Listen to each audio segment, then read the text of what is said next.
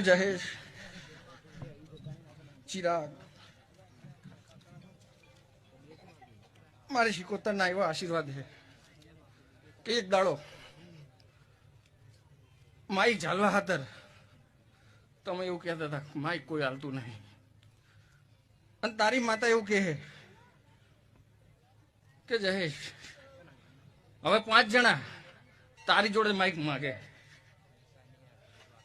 એવો સમય તારી માતા લાઈન મેલ્યો, એવું મારી શિકોતરના પ્રભુ કે